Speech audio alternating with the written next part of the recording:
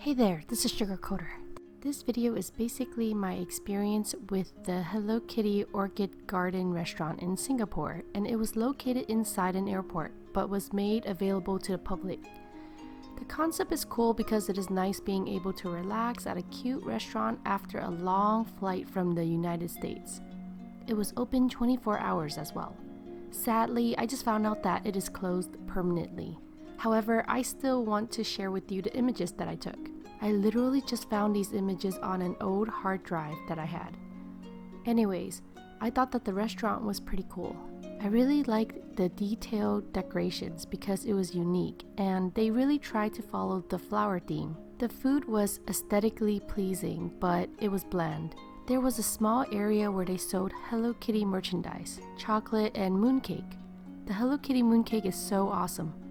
Well, I hope that you enjoyed this video of my experience at this restaurant.